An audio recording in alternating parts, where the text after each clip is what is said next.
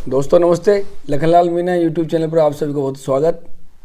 और आज मेरी इस वीडियो के एपिसोड 2 भाग 2 में महुआ में जो मीना समाज के लिए जो पंचायत हुई थी, जो समाज के सुधार के लिए पंचायत हुई थी, उसमें आज मैं 2 बिंदुओं को लेकर आज इस वीडियो में बात करूंगा।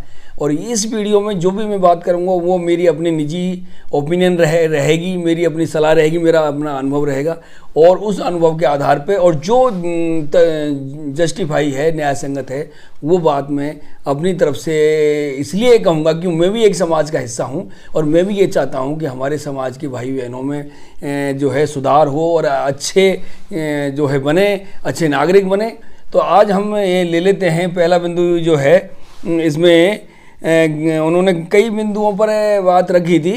तो पहला बिंदु है सोशल मीडिया पर अश्लील वीडियो डालना, रील बनाना और दूसरे इससे संबंधित जो है कंटेंट डालना, जो है जो अमर्यादित कंटेंट होते हैं, जो अश्लील जिनको कहते हैं समाज या दूसरा जो है उसको अश्लील भाषा में पेश किया गया कंटेंट को कहा जाता है।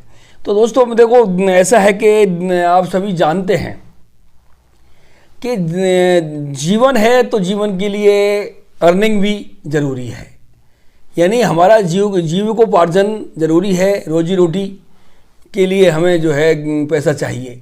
लेकिन आप और ये आज के टाइम में सोशल मीडिया, यूट्यूब चैनल जो है, चाहे वो यूट्यूब है, चाहे तुम्हारा फेसबुक है, चाहे इंस्टाग्राम है या कोई भी मीडिया है, आज के टाइम में जो ये मीडिया चल रहे हैं, ये सब भी एक रोजगार के साधन बन गए हैं और इसमें कोई डाउट नहीं है। ठीक है, ये बात अच्छी बात है कि हमें समय के हिसाब से चलना चाहिए और उस हिसाब से हमें अपनी रोजगार ढूंढना चाहिए। लेकिन बात ये आती है कि आप चाहे फेसबुक पर काम करें, चाहे इंस्टाग्राम पर करें, चाहे यूट्यूब पे काम करें या किसी टीवी चैनल पर काम करें या कोई भी काम करें, लेकिन काम की एक मर्यादा होती है, काम करने का एक अपना कल्चर होता है, एक तरीका होता है। क्योंकि आप कुछ भी नहीं कर सकते। घर में आप रहते हो तो घर में आप कुछ उटपटांग हरकत नहीं कर सकते। आप यदि अमर्यादित हरकत करोगे तो आपकी जो बच्चों पर क्या फ़र्क पड़ेगा।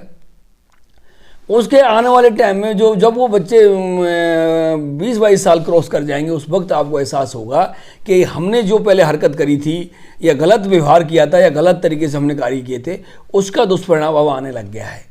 तो यहाँ जो पंच पटेलों ने बात कही कि भाई अश्लील वीडियो, रील या जो कुछ भी कंटेंट है उसको उसमें पाबंदी लगाने की उन्होंने बात करी। तो इस पाबंदी लगाने पर उन्होंने बातें अपनी समाज सुधार के हिसाब से उन्होंने कही है, तो ये कोई बात गलत नहीं है।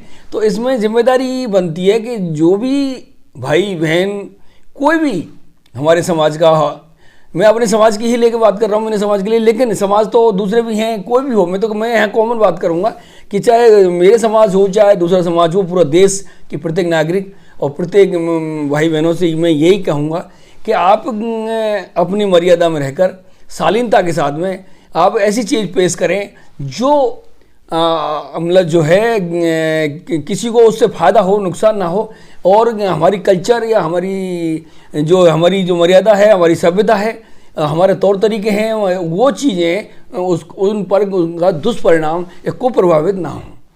तो हमें ऐसे काम करने हैं, इस तरह का जो है करना है। और यही बात उनको चिंता, हमारे जो समाज के पंच पटेल हैं, चाहे बुद्धिजीवी लोग हैं, चाहे नौकरी वाले जो हैं, अफसर हैं, अधिकारी हैं, कोई भी हैं, वो जब इन चीज़ों को देखते हैं, उनको पता चलता है कि इस तरह समाज में भी ऐसा चल रहा है, तो वहाँ जब ये बात आती है, जब हाईलाइट हो जाता है कोई टॉपिक और पता चलता है कि हाँ हमारे समाज की महिलाएं जो शादीशुदा हैं या जो भी हैं वो इस तरह का जो है कंटेंट पब्लिक को दे रही हैं, तो फिर ये बात गलत है।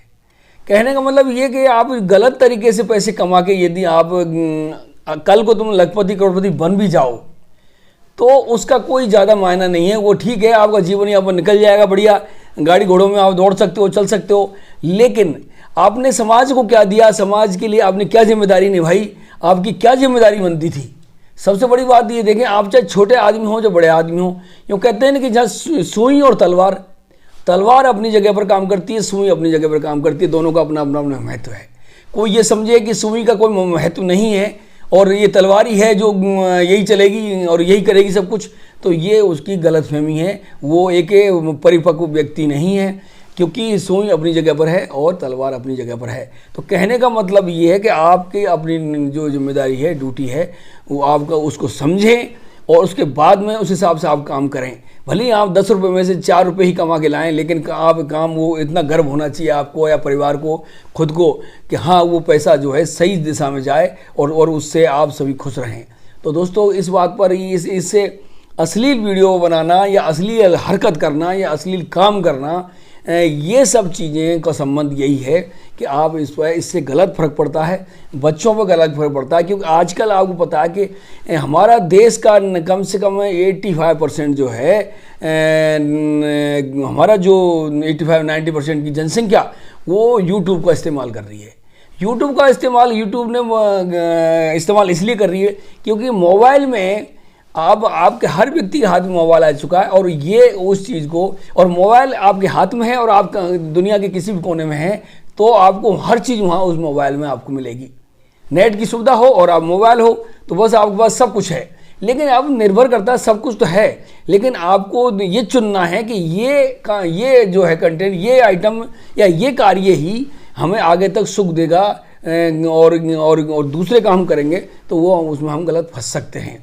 ये तो अलग बात है कि उसमें मॉनिटर नहीं कर पाते हैं, कई बार कोई चीज़ देख नहीं पाते हैं, लेकिन हम यदि गलत कंटेंट डालते हैं या गलत कुछ ऐसा भाषा बोलते हैं तो उसमें हम फंस सकते हैं, उसमें हमें पनिशमेंट भी मिल सकता है, कुछ और भी बात हो सकती है। इसलिए मैं इस टॉपिक पर यही कहूँगा कि जो है आप जो है भविष्य में ध्यान रखेंगे और कोई भी ऐसा वीडियो नहीं बनाएंगे जिससे कि आपको नुकसान हो, समाज को नुकसान हो, बच्चों को नुकसान हो, आने वाली पीढ़ियों को नुकसान हो।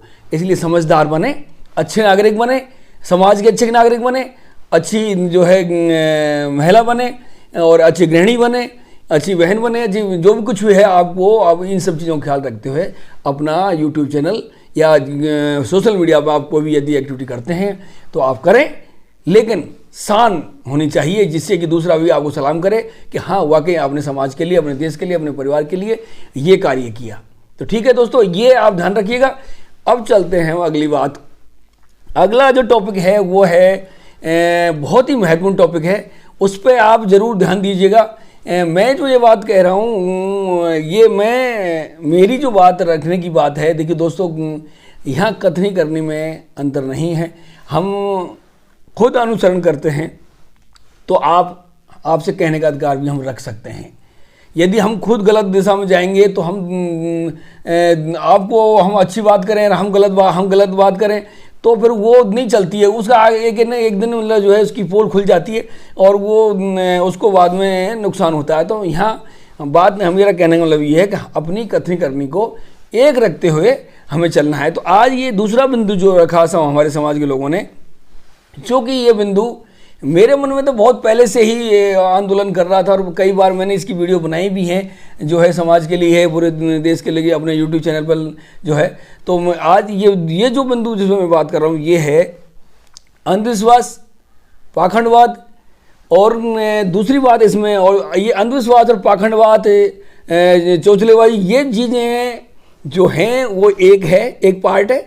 और इसमें दूसरी बात जो उन्होंने जोड़ी है कि भाई जो है अपने यज्ञ करना, यज्ञ करवाना और दूसरे भंडारे लगाना, ये और तुम्हारे यात्राओं पर जाना। देखिए ऐसा है, पहली बात चलते हैं हम अंधविश्वास और पाखंडवाद। तो दोस्तों मैं खासकर देखो शहर में जो ज़्यादातर पढ़े लिखे लोग हैं वो इन चीज़ों से दूर हैं। वो अपने शिक्षा का ज्ञान प्राप्त करने के बाद में, अपने क्वालिफिकेशन प्राप्त करने के बाद में वो उसी तरह का जॉब लेते हैं और उस हिसाब से काम करते हैं, वो इन चीज़ों से दूर रहते हैं। लेकिन मैं ग्रामीण भाइयों से खासकर मैं कहना चाहूँगा, मजदूर भाइयों से, ग्रामीण भाइयों से, दूसरे जो काम करते हैं जिनको शिक्षा का थोड़ा सा कम ध्यान है या फिर ध्यान है तो वो उसको समझ नहीं पा रहे हैं। तो अंधविश्वास आज के इस विज्ञान युग में आपको अंधविश्वास या पाखंडवाद में नहीं पड़ना चाहिए।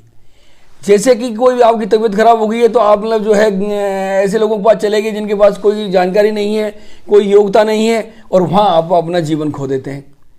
इस तरह के और दूसरे इलाज हैं जो है भूत प्रेत और कई तरह की चीज़ें हैं, उनको लेके हम सीधा मतलब ऐसे लोगों के पास चले जाते हैं जो वो ज़्यादातर इन लोगों में ठगते हैं। देखिए मेरी बात सुनिए, इसमें मैं एक बात बताता हूँ, मैं ज़्यादा इसमें कोई स्पेशलिस्ट बात नहीं करूँगा, लेकिन इतने कहूँगा कि जैसे कि तांत्रिक विद्या है, जो भी और दूसरी विद्या हैं, ये विद्याएं कोई समय में रही होंगी या हैं, लेकिन इसमें पारंगत कुछ लोग ही हैं जो ये इस विद्या को समझते थे या जानते हैं। अब ज़्यादातर उसका दुरुपयोग करते हैं और आपको ठगते हैं और आपका कैरियर बर्बाद करते हैं और आपके साथ दुर्व्यवहार करते हैं। खासकर महिलाएं या लड़कियां यदि ऐसे लोगों की चपेट में आ जाती हैं तो वो लोग उनका भविष्य खराब करते हैं। तो मेरा कहने का मतलब ये, आपको कोई भी दिक्कत है तो आप जो है डॉक्टर, तबीयत संबंधी कोई प्रॉब्लम है तो डॉक्टर के पास पहले जाएं, वहाँ पूरी जांच कराएं, उसके बाद में अपना ट्रीटमेंट करें, उस हिसाब से सलाह के हिसाब से काम करें। फिर भी कोई दिक्कत है तो आप पढ़े लिखे आयुर्वेद में जा सकते हैं, होम्योपैथिक में जा सकते हैं, एलोपैथिक में जा सकते हैं, और भी दूसरे ट्रीटमेंट हैं जो लोग करते हैं। तो आप ये अंधविश्वास पाखंडवाद में ना पड़ें। जब भी कोई दिक्कत आए तो तुरंत आप नज़दीक अस्पताल में या अच्छे किसी व्यक्ति से आप जो सलाह लेके और उसकी सेवाएँ लें। तो ये अंधविश्वास से बचने की ज़रूरत है, और अंधविश्वासों के आने में आप बहुत सारा अपना जीवन की नेक कमाई को बर्बाद कर देते हैं। बहुत से बाबाएँ होते हैं, देखिए आज के टाइम में और पहले भी रहा है, अब भी रहा है, आपको समझने की ज़रूरत है। आप बेकार की भूल भुलैया में ना फंसें और किसी के कहने पर कि आपको हम ये वरदान देते हैं या आपका ये आपका बेटा हो जाएगा या आपका व्यापार चल पड़ेगा या आपकी ये काम हो जाएंगे, आपके सफल काम हो जाएंगे, आप ये कर दीजिए, आप ये चढ़ावा कर दीजिए या वो कर दीजिए, हाँ, या ये बलि दे दीजिए या वो कर दीजिए। ये बिल्कुल गलत बातें हैं, इनमें कोई दम नहीं है। आखिरकार आपका ही भविष्य खराब होना है और आखिरकार आप ही उस कुएं में गर्त में गिरेंगे जिसमें आपकी मौत होनी है। इसलिए आप इन चीज़ों से बचें और अंधविश्वास पाखंडवादों से बिल्कुल दूर रहें और अच्छे लोगों के साथ में रहें, जो पढ़े लिखे लोग हैं उनका अनुसरण करें, अपने बच्चों को पढ़ाएं। तो आगे बात ये तो रही पाखंडवाद की, इसकी जो अब देखिए आज आपके सामने सब कुछ में अखबार आता है, आपके सामने किताबें सब कुछ हैं, मीडिया है, शिक्षा है, सब कुछ है, उसमें सब कुछ दे रखा है। तो आप वो पढ़ें, इन चीज़ों के चक्कर में ना पड़ें और अपना कैरियर खराब ना करें। अब इसका ही दूसरा हिस्सा जो मैं आपकी बात कर रहे हैं भाई, जो है यज्ञ है, ये यात्राएं करना, यज्ञ करवाना और इस तरह जो है भंडारे करना। देखिए ऐसा होता है, आपका पैसा, जनता का पैसा, ये बहुत ही महत्वपूर्ण पैसा है, सब मेहनत से कमाते हैं और आप ये थोड़ा थोड़ा इकट्ठा करके हज़ारों गाँवों से आप जो है लाखों इकट्ठा कर लेते हैं और आप जो यज्ञ के नाम पे या दूसरे भंडारे के नाम पे या दूसरी यात्राओं के नाम पे आप उसको खर्च करते हैं। देखिए सबसे पहली आपकी जिम्मेदारी बनती है, समाज की, उस गांव की जिम्मेदारी बनती है, उस पंचायत की जिम्मेदारी बनती है कि वो इस तरह की जो है आप समझदारी से काम लें, सहजता से काम लें। आप पर कोई दबाव नहीं है हमारा या किसी का, लेकिन आप ये समझें आपका जो सबसे पहला काम है, आपका सबसे पहला काम है अपना स्वास्थ्य को अच्छा रखना। और ये कब रख पाएंगे? जब आप अच्छा खाएंगे, अच्छा कमाएंगे, अच्छा खाएंगे, अच्छा पिएंगे, अपने पूरे परिवार का अच्छा स्वास्थ्य रखना, स्वस्थ रखना अपने आप को। तो इसके लिए आप जो अपनी कमाई करोगे आप मेहनत से, तो उसको आप अपने अच्छा कपड़े पहनना, अच्छा खाना और ये सब चीज़ करोगे तो सेहत अच्छी रहेगी। सेहत अच्छी रहेगी तो आप बीमार नहीं पड़ोगे और आपका इलाजों में पैसा बच जाएगा। अब बात आती है दूसरी, जो आपकी कमाई का जो हिस्सा है वो पैसा आप अपने बच्चों पे लगाइए। आजकल एजुकेशन ही वो चीज़ है जो आप जो है ज़मीन से आसमान तक जो आपको पहुंचाती है, चार बुलंदियों को छूती है, वो आपको सब बनाती है, आपको उत्कृष्ट लेवल का आदमी बनाती है और आपकी उन्नति में जो है चार चांद लगाती है, आपको व्यापार में सफल करती है, आपको इंजीनियर बनाती है, डॉक्टर बनाती है और दूसरे और भी जो है आपको कार्य करने में आपको निपुण करती है। वो आप चाहे किसान खेतीबाड़ी करें, चाहे आप डेयरी का काम करें, चाहे आप दूध पशुपालन का काम करें, चाहे कुछ और काम करें, कोई भी काम करें, लेकिन शिक्षित होना बहुत ज़रूरी है। क्योंकि शिक्षा होगी तो आप समझेंगे इस बात को कि उस काम को मैं कैसे बेहतर कर सकता हूँ, बेहतर तरीके से कर सकता हूँ, कैसे मैं अपने आप को पैसा बचा सकता हूँ और कैसे मैं नुकसान से मैं बच सकता हूँ। ये सब चीज़ें शिक्षा से आएंगी। तो अब आपके सामने पता है कि अम्बेडकर, हमारे बाबा साहब अम्बेडकर ने संविधान बनाया, वो शिक्षा की बदौलत से ये सब हुआ और उन्होंने हमें इसलिए ये चीज़ दी कि हम इस अंधकार से निकलें और एक शिक्षा की विद्या की रोशनी में आएँ और हम अपने जीवन को सार्थक बनाएं। तो दोस्तों यहाँ आप जो है, यहाँ इन्होंने जो समाज के पंच पटेलों ने जो बात रखी कि भाई यज्ञों में पैसा खर्च करना, यात्राओं में आप यात्राएं चले जाते हैं, गांव से ही डीजे साथ में लेके जाते हैं और भी जो दूसरे, अब ये सब जाते हैं तो इसमें पैसा भी खर्च होता है।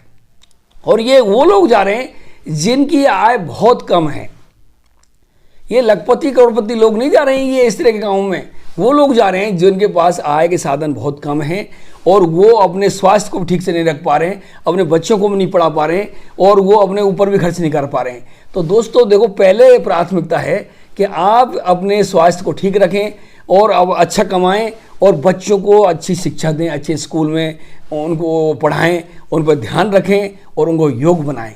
तो ये तुम्हारा यहाँ पैसा खर्च कीजिए, ये है असली हवन, ये असली यज्ञ है कि आपको पैसे का सही जगह पर इस्तेमाल करना। ये आप कला सीखिए, ये ऊपर वालों से सीखिए। आप देखिए कि जो आपको मैं इस टॉपिक को बाद में बात करूंगा कि जो ये अखाद्य पदार्थ हैं जैसे कि पान, गुटखा, मावा, भांजा, पता नहीं क्या क्या दुनिया ने चला रखे हैं, तो ये वो जो लोग इन चीज़ों को चला रहे हैं वो लोगों के बच्चे फॉरेन में बड़े बड़े कंट्रियों में इंजीनियर हैं और बड़े बड़े व्यापारी हैं, अच्छे उद्योगपति हैं वो लोग, वो इन लोगों को, इन पान परागों, मावा, भांजा को नहीं खा रहे हैं वो, और ये आपको खिलाया जा रहा है। तो आप क्यों बेवकूफ़ बनते हो? इसलिए आप समझें, मेरा वीडियो बनाने का मकसद कोई पैसा कमाने का मतलब नहीं है। यहाँ मेरा मकसद है आपके समाज के हित में आपको गलतफहमी से बाहर निकालूं और कुछ मदद कर सकूं, जिससे कि मेरा जीवन भी कुछ थोड़ा बहुत सार्थक हो सके। तो आप दोस्तों यहाँ बात जो है ये बात रखी गई, मैंने यहाँ 2 बिंदु उठाए जो है। तो पहला तो ये तुम्हारा यज्ञ वार्ताएं, इन पर पैसा खर्च करने का, तो उन्होंने इसलिए कहा कि भाई देखो तुम्हारे पास पैसा ज़्यादा नहीं है, ज़्यादा हो तो भी पैसे का सदुपयोग करना चाहिए। आप किसी अच्छे बनिए से, किसी अच्छे साहूकार से या किसी और ऐसे लोगों से सीखिए। उन लोगों के पास करोड़ों अरबों पैसा होता है, लेकिन वो ऐसा नाच नहीं समझते, वो ऐसा उसका दुरुपयोग नहीं करते। उन पैसों का वो किसी गरीब आदमी पर या किसी ऐसे आदमियों पर उसका प्रभाव नहीं जमाते, उस पैसे की कद्र करते हैं, वो उसकी पूजा करते हैं। वो लक्ष्मी कहते हैं, लक्ष्मी माँ यदि लक्ष्मी माँ हो, चाहे सरस्वती माँ हो, चाहे और कोई माँ हो, माँ होती है, उसकी कद्र की जाती है, उसका सदुपयोग किया जाता है, उसका दुरुपयोग नहीं किया जाता। तो आप इन चीज़ों को, छोटी छोटी बातों को समझिए और जीवन को अच्छा बनाइए। और ये जो हमने बात कही कि भाई इन्होंने अश्लील वीडियो से क्या नुकसान होता है और दूसरे गलत कार्यों से क्या नुकसान होता है, पैसे का सदुपयोग ना करने से तुम्हारे ऊपर क्या विपरीत असर पड़ता है, ये सब चीज़ें इन बिंदुओं पर बात कही गई। तो वो भी पंच पटेल भी, वो हमारे समाज के ही बुजुर्ग सीनियर आदमी हैं, उन पंच पटेलों में अधिकारी भी गए हैं जो पढ़े लिखे हैं, अच्छे अधिकारी हैं, अच्छे पढ़े लिखे हैं, डॉक्टर हैं, इंजीनियर हैं, वो लोग भी इस पंचायत में शामिल हुए हैं। तो वो भी समझते हैं और हम भी आपको यही बात कह रहे हैं कि हमारी सहमति है इस बात में कि भाई आप जो है इन बातों को मानें और अपने जीवन को सुधारें और इसको जो है ऊंचाइयों तक पहुंचाएं और अपने बच्चों को अच्छी कैरियर बनाएं, उनको तैयार करें और उनको आगे जो है देश के भावी नागरिक बनाएं, भावी इंजीनियर बनाएं, डॉक्टर बनाएं, इंजीनियर बनाएं और इस तरह का, जिससे कि हम सब और समाज गर्व महसूस कर सके। तो दोस्तों आज के इस भाग 2 में मैंने ये 2 टॉपिक उठाए, 2 टॉपिक में मैंने अपनी बात रखी और मुझे उम्मीद है कि आपको ज़रूर ये बातें समझ में आएंगी, आपको लगेगा कि तो आप ज़रूर इनका अनुसरण करें और अनुसरण करने में ही फ़ायदा है। बाकी आपकी मर्जी है, आप स्वतंत्र हैं, आप कोई ज़बरदस्ती कोई थोपा नहीं जा रहा है, फरमान जारी नहीं किया जा रहा है। लेकिन ये हमें दुख होगा कि हमारे समाज के भाई बहन मतलब इतना बताने के बावजूद भी वो गलत रास्ते पर जाते हैं, नशा करते हैं या उन चीज़ों करते हैं, तो ये बहुत दुख की बात होगी। इससे जो है आपके आने वाले बच्चों या आपके रिश्तेदार या आपके परिवारों पर, माँ बाप पर, बहन भाइयों पर, सब पर गलत असर पड़ता है और वो लोग भी जो है कई बार आत्महत्या कर लेते हैं या कई बार ऐसी घटनाएं घट जाती हैं। तो आप समझदार बने और सभी को खुश रखें और खुद खुश रहें। तो थैंक यू दोस्तों, मिलेंगे फिर इसी समाज के दूसरे जो फैसले हैं उन पर चर्चा भाग 3 में। तो मुझे उम्मीद है कि आप इस वीडियो को जरूर देखेंगे और अपने भाई बहनों को भी बताएंगे और आप इसका अनुसरण करेंगे। थैंक यू, नमस्ते, राम राम।